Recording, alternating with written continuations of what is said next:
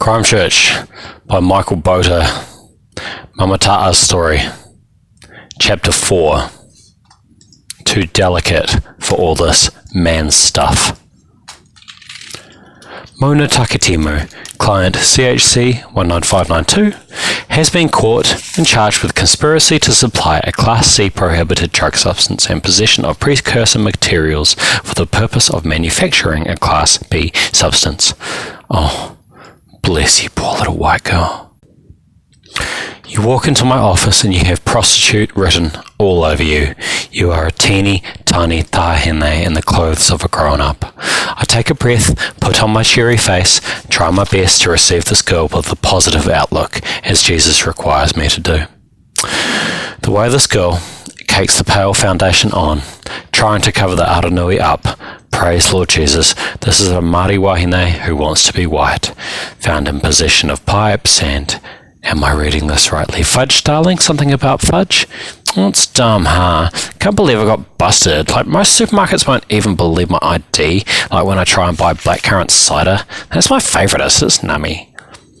Mona Takitimu has a big bouncy bosom, painted white skin, layers and layers of purple glittery mascara on her lashes. She wears a dreamcatcher necklace and has tattoos of wolves and shamans on her arms. The ink would have started black, now its thinness has made it turn green. So do I have to go on a chain gang or... Mona Takitimu, of no fixed abode, asks me, snapping Hubba Bubba chewing gum on her tongue like it's a condom. Well, sister, not today. I always begin getting to know my clients with some cultural safety. Come, let's talk about your people. How can we make you comfortable while you are under my services? Sort of with the Harrises at the moment, but my real man's in jail. I switch off, soft mamata'a, and hardline corrections takes over. My job requires me to build a portrait of the criminal influences in the lives of my clients while they are on probation with me. Tell me his name, please. This client, this Mona Takitimu, she spells Martin Winston David Bezedenhout's name for me. Right away, I see he's on our books, and so is his little brother. I mention the name of Winston Bezedenhout, and a small laugh wriggles out of Mona's mouth. He is known to you, this boy? There's been some flirting here, she goes, shimmering her folded feet. Mona has brought in a home and garden magazine from reception and she's flicking the pages crazily. Mona! She looks at me like an innocent, surprised pup. Mona, darling, drug testing will begin from next week. You are visiting me weekly for your probation requirements, okay? Urine tests every time, darling, and you need to tell me. I nod at her round tummy. Tell me how it is all going. You are receiving pregnancy support services, I trust, honey? Oh yeah, totally. I got money. I didn't ask about money. I asked about love. What's the difference? She stretches a smiling mask across her face before I can respond. So are we finished or... I revolve my monitor till it confronts her with her mugshot and list of gang affiliations. Mona... You are listed as having gang connections with, well, it's hard to see rhyme or reason here. You've been spotted with everybody. The police give us this information. The computer is displaying a list of connections to the Bezedenhout brats. Suggested also are Slade, Jattery. I read that wrong. Slade, Jade, Slattery, Jade, Rollins, Sean, Samuel, then Sam, Chong, Emmanuel. Known affiliations, Epitaph Riders, MC, Headhunters, MC, Sam, Chong, Emmanuel. I turn the monitor away, shocked with shame. I know him, Mona says, spotting Chongy Boy on my screen. You deal with that guy? It takes me a moment to gather myself. Child, what is your relationship with the Bezedenhout brothers? Marty's my partner and Winston's just... he's the same age as me and he's always been around and stuff. I see a shimmer of guilt in her face. Poor child must have felt she had to make love to the boy to gain his acceptance. Tell me, Mona, who is the father of your child? Her eyes dart side to side and she giggles nervously.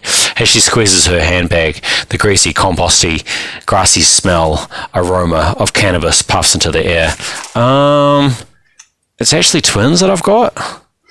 I pull from my drawer a pamphlet called Hapu Homes Pregnancy Support.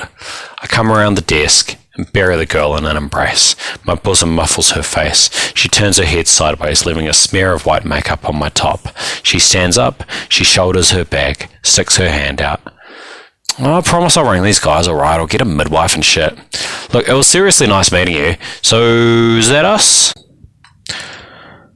Ms. Takitimu couldn't be ruining her first session more badly. I could breach her right now, send her to remand to be fingered by butch girls, but I care about her, and I care about those boys around her. Listen, darling, many of my clients have a baby to a father who is in prison, okay? You are not the first. Thanks for the newsflash. Can I go now?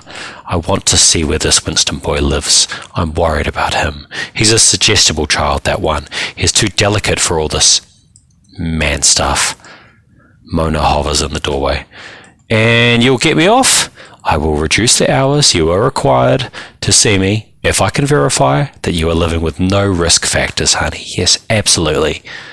So, like, you want me to take you to Winston's place? Is this for work, or...? I'm required to check on my client's living situation, yes, and I'm supported by police and corrections to offer personal interventions in the lives of the young people I care for. I smile at her. That's Mama's promise. Mona tisks, checks the time on her phone, rolls her eyes. It's just, you're really not going to like it at Brockworth, Mrs. Tonga. It's like a racial thing or whatever, just so you're warned. She bangs out a quick text message on her phone. So we taking your car? I'm greeted at the entrance to Brockworth Place by a drunken Palangi boy with awful breath straddling a BMX bike. The child has a bottle of Southern Comfort in his right hand and a bottle of Sputnik vodka in his left. He stops my car, waving like an air traffic controller, and leans his toothless jaw into my window. This is White Land. Who you here to see? He sticks his head far inside the window of my Department of Corrections Prius, all black vinyled and new. He belches as he greets my passenger. Oh, sup, Mona? Got some fudge for us? Mona is out of the car, lurching away in her ridiculous prostitute heels, belly jutting out, wobbling like a toddler dressing as a grown-up. I follow her as she carves a path through the feral shanty town.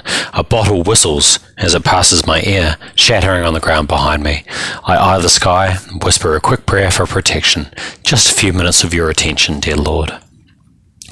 In the smoky lair at the end of the driveway of 88 Brockworth Place, shirtless white boys with tattoos of skulls and ships are standing around playing PlayStation, listening to punk rock.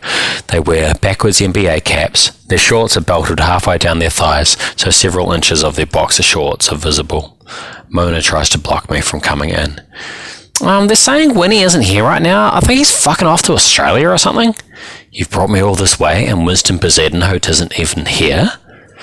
I'd be glad to help you with any inquiries, announces a man in a black long-sleeve shirt with military shoulder pads sewn on, emerging from an office where I see 4 computer monitors, a printer, an office chair, a whiteboard and a map of the world. He's twice as fat, twice as old as the rest of these lost boys. He has a goatee and spectacles, and he wears a long-sleeved black t-shirt with a white target shape on it, like a cross in a circle.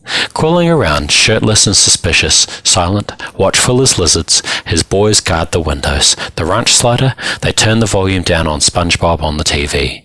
They are against the door. Behind me, they are on the stairs. In front. These boys are surrounding me. I wish I had brought my Chongy boy, but he's been so busy lately. He's been driving around night and day with old white men from some sort of motorcycle fan club, organising a charity poker run to raise money for leukemia, my Chonky boy tells me.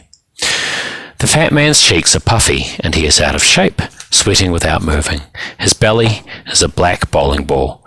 Name's Kyle Chadwick, and I'd like you to tell me whether you are actually authorised to be following poor old Mona home from another interrogation, or whether you have overstepped your boundaries and have stuffed up something major.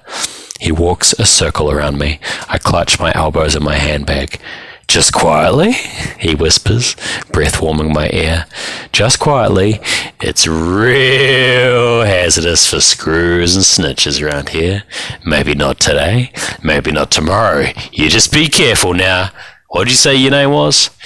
My name is Ta'a Tongonevai of the Department of Corrections Community Probation Service. I've been clutching a fistful of sweaty business cards, and I push one into this Mr. Kyle's hand. I'd like to speak with Winston, please. Bezedenhout.